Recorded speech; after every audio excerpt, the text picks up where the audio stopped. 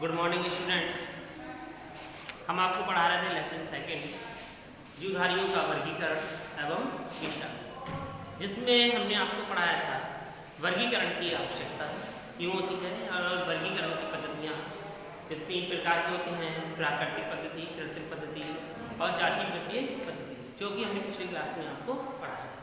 और उसके बाद हमने आपको पैलेटिक पद्धति के बारे में बताया था। तो आज इसी के आगे हमारा टॉपिक है, उसका नाम है वर्गीकरण की विभिन्न जगत प्रणाली, यानी कि वर्गीकरण की विभिन्न जगत प्रणालियाँ सिस्टम ऑफ क्लासिफिकेशन क्या है, ये कितने प्रकार की जगत प्रणालियाँ होती हैं। तो सबसे पहले ये छह प्रकार की जगत प्रणालियाँ होती हैं। तो सबसे पहले हेडिंग डालेंगे, प्रथम प्रकार की आपको जगत प्रणाली पढ़ा चुके हैं। तो आज हमारा जो हेडिंग है वो है, दूसरी हेडिंग है वो है दो जगत वर्गीकरण प्रणाली। तो हेडिंग डालेंगे दो जगत वर्गीकरण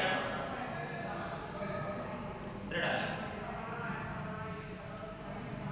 दो जगत वर्गीकरण प्रणाली, यानी कि दो जगत वर्गीकरण प्रणाली क्या है। तो देखिए, आज से लगभग क्या है 250 वर्ष पूर्व जो लीनियस थे, यानी कि वैज्ञानिक थे जो लीनियस, उन्होंने अपनी पुस्तक सिस्टेमा नेचुरी में जीव जगत को, जंतु जगत को तथा पादप जगत को वर्गीकृत किया है। कैसे किया है? उनके लक्षणों के आधार पर तथा उनके लक्षणों को भी दर्शाया है। तो जो लक्षण थे वो निम्न प्रकार के थे, तो आप सभी को लिखना है। लीनियस ने अपनी पुस्तक सिस्टेमा नेचुरी में जीव जगत, जंतु जगत, पादप जगत को उनके लक्षणों के आधार पर वर्गीकृत किया है। जो वर्गीकृत किया यानी कि उनके लक्षण क्या थे, तो पॉइंट में लिखेंगे। पहला लक्षण, केवल पादपों की कोशिकाओं के चारों ओर, यानी कि जो पादप का आवरण होता है वो किससे बना होता है? सेल्यूलोज से। तो लिखेंगे केवल पादप की कोशिकाओं के चारों ओर सेल्यूलोज निर्मित दृढ़ कोशिका भित्ति उपस्थित होती है। नंबर सेकंड लिखेंगे, केवल पादप कोशिकाओं में पर्णहरिम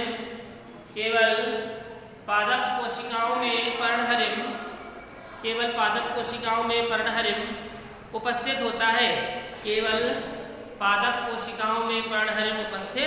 होता है।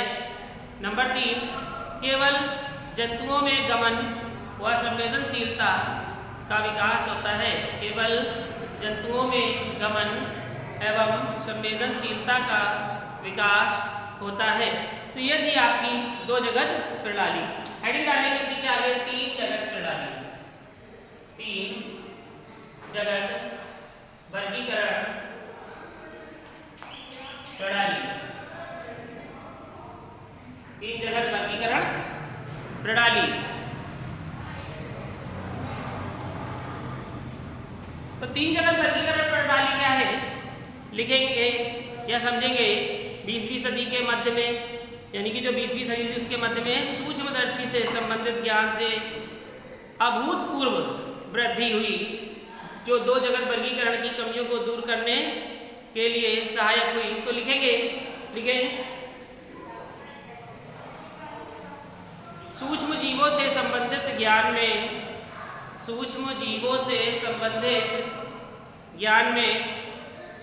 अभूतपूर्व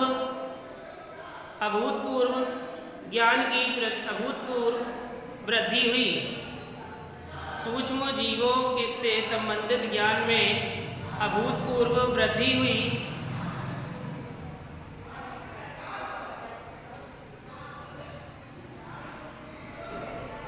दो जगत वर्गीकरण प्रणाली की कमियों को दूर करने के लिए दो जगत वर्गीकरण प्रणालियों की कमियों को दूर करने के लिए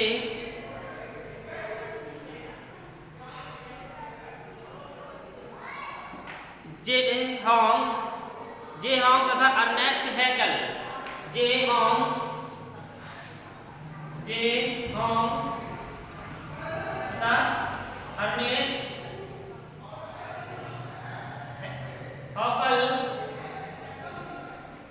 अर्नेस्ट हेकल ने तीसरी जगत प्रणाली का सृजन किया। तीसरी जगत प्रणाली का सृजन किया, जिसमें समस्त एक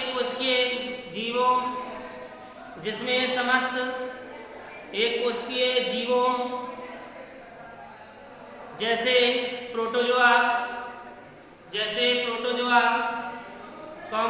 नील हरित शैवाल,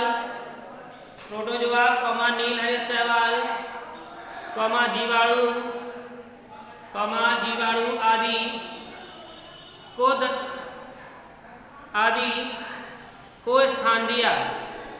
आदि को स्थान दिया। तो ये आपके समझ में सभी को आ गया होगा, सभी को क्लियर है। लिखेंगे 4 जगत प्रणाली,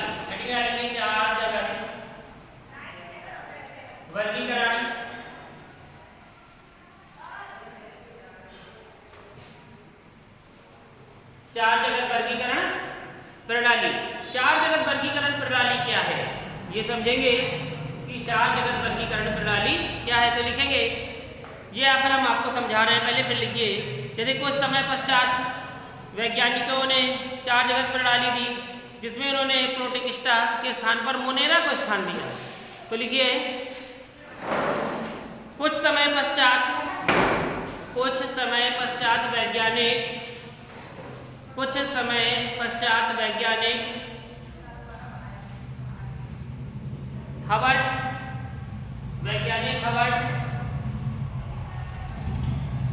वैज्ञानिक हवर्ट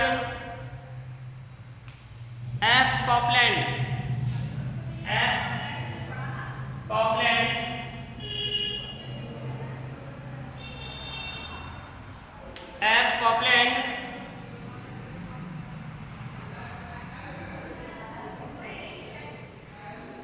ने 4 जगत प्रणाली दी।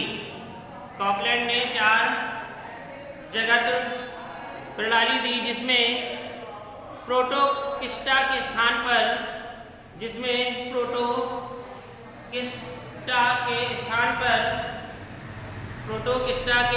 पर मोनेरा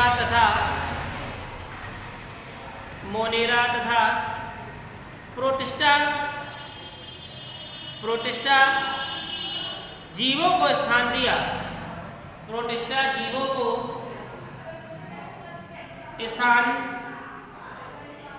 दिया। जैसे यू बैक्टीरिया, नील हरित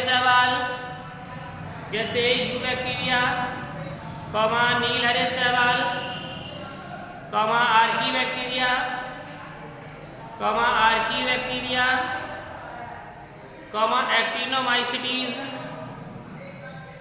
एक्टिनोमाइसिटीज आदि थे।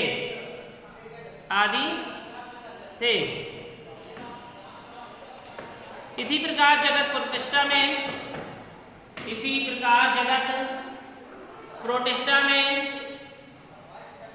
एक कोशिकीय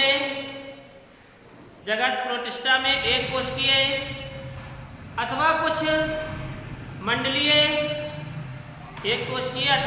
मंडलीय तथा यूकैरियोटिक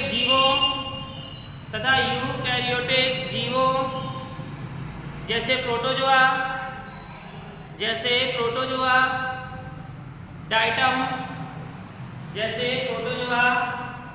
डाइटम आदि को स्थान दिया।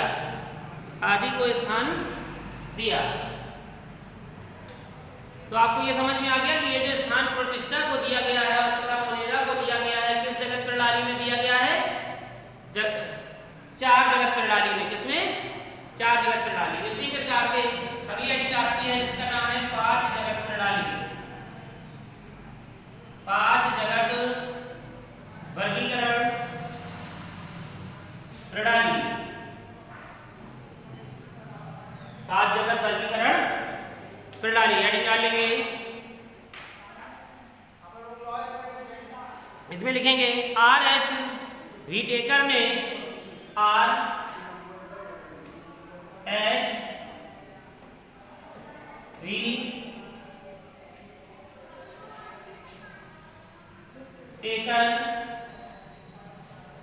विटेकर ने 1969 में 4 जगत में 5 जगत प्रणाली को प्रस्तुत किया। 5 जगत प्रणाली को प्रस्तुत किया। इसमें मोनेरा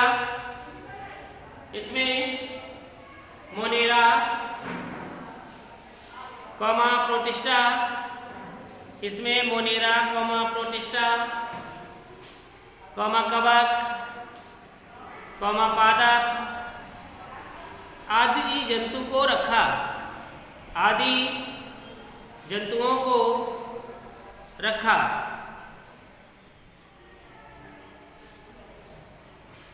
तो ये थी आपकी 5 जगत प्रणाली।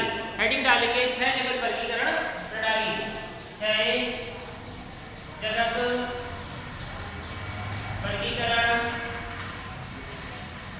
प्रणाली। 6 जगत वर्गीकरण प्रणाली। 6 जगत वर्गीकरण प्रणाली क्या है?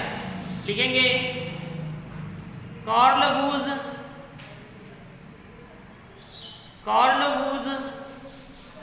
तथा व्हीलेस।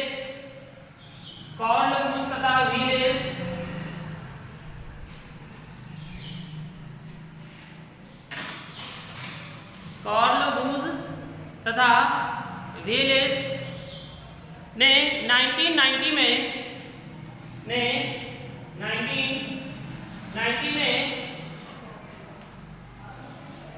जीवधारियों को 6 मुख्य जगतों में विभाजित किया। 1990 में जीवधारियों को 6 मुख्य जगतों में विभाजित किया तथा इस जगत में मोनेरा को 2 अलग भागों में विभाजित किया। तथा इस जगत में मोनेरा को 2 अलग भागों में विभाजित किया। ये 6 जगत प्रणाली इस प्रकार है। ये 6 जगत प्रणाली इस प्रकार है। लिखेंगे जैसे आर्कीबैक्टीरिया,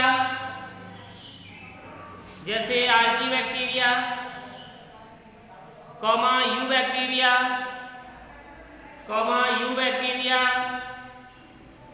कॉमा प्रोटिस्टा, कॉमा कवक,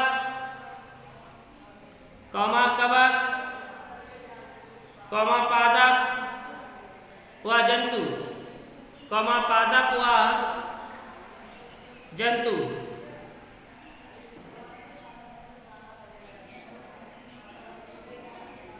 तो ये थी आपकी 6 जगत प्रणाली। ठीक है, सभी को समझ में आ गया होगा कि वर्गीकरण की विभिन्न जगत प्रणालियां ये है। तो ये आपकी जगत प्रणाली इस प्रकार से थी। अब उसके आगे जो अगली हेडिंग है वो लिखेंगे विषाणु। हेडिंग है विषाणु, जो मेन टॉपिक भी है विषाणु। बहुत अच्छी हेडिंग है, जिसे हम क्या कहते हैं वायरस। बहुत खतरनाक होता है ये, सभी जानते हैं कि विषाणु क्या होता है तथा इनसे क्या क्या रोग फैलते हैं, है ना। इस समय एक विषाणु सभी को क्या किए हुए है, परेशान किए हुए है। जिस विषाणु का क्या नाम है? कोरोना विषाणु, है ना, कोरोना वायरस, जो सभी को शिक्षा जगत से लेकर रोजगार संबंधी सभी को बहुत परेशान किए है। ये वायरस इतना खतरनाक है कि इससे लोगों की मृत्यु हो जाती है तथा इसका बचाव अपनी स्वयं की सुरक्षा तथा स्वयं में जानकारी और स्वयं की सफाई है। तो हम आज लिखा रहे थे विषाणु। विषाणु है क्या? यानी कि एक प्रकार का ऐसा वायरस जो आपके शरीर में किसी के माध्यम से प्रवेश कर जाए और वह शरीर में जाकर हमारी कोशिकाओं को, हमारे अंगों को क्षति पहुंचाए, जिससे हमारा शरीर रोगग्रस्त हो जाता है तथा धीरे धीरे रोगग्रस्त होने के बाद रोगी की मृत्यु भी हो सकती है। तो ये विषाणु के उपचार भी हैं। जो आप जानते हैं कि कैंसर भी एक वायरस के द्वारा होता है, तो हमें इन सभी चीज़ों से बहुत बचना चाहिए तथा अपनी स्वयं की जानकारी ही हमें इन चीज़ों से बचा सकती है। तो आपकी हेडिंग थी वायरस, तो लिखेंगे इसमें, लिखिए विषाणु एक लैटिन भाषा का शब्द है। विषाणु एक लैटिन भाषा का शब्द है जिसका अर्थ होता है जहर, जिसका अर्थ जहर होता है, जिसका अर्थ जहर होता है। विषाणु शब्द का प्रयोग सर्वप्रथम, विषाणु शब्द का प्रयोग सर्वप्रथम लुईस पाश्चर ने दिया था। जीवाणु शब्द का सर्वप्रथम प्रयोग लुईस पाश्चर ने किया था तथा इसे अज्ञात रोगाणु कहा, तथा इसे अज्ञात रोगाणु कहा। विषाणु प्रत्येक स्थान पर पाए जाते हैं। कोई ये ना कहे कि यहाँ पर विषाणु नहीं है, विषाणु हर जगह पर मौजूद है। ठीक है, तो विषाणु प्रत्येक स्थान पर पाए जाते हैं, यानी कि जहां पर जीवन होगा वहां पर क्या होंगे? विषाणु भी होंगे। ये जीवाश्म के रूप में नहीं पाए जाते, ये जीवाश्म के रूप में नहीं पाए जाते। इनको सूक्ष्मदर्शी की सहायता से, इनको सूक्ष्मदर्शी की सहायता से देखा जा सकता है, इनको सूक्ष्मदर्शी की सहायता से देखा जा सकता है। इन्हें नग्न आंखों से नहीं देख सकते, इन्हें नग्न आंखों से नहीं देख सकते। बैठो, तुम लोगों को पढ़ा देंगे इसी बात, ठीक है? बस थोड़ा रह गया, 2-3 मिनट रह गया बस। इन्हें नग्न आंखों से नहीं देख सकते। ये इतने खतरनाक होते हैं, ये इतने खतरनाक होते हैं, ये शरीर में प्रवेश करके, ये शरीर में प्रवेश करके रोग फैलाते हैं, ये शरीर में प्रवेश करके रोग फैलाते हैं तथा इनका सही उपचार ना होने पर, तथा इनका सही उपचार ना होने पर रोगी की मृत्यु भी हो जाती है, रोगी की मृत्यु भी हो जाती है।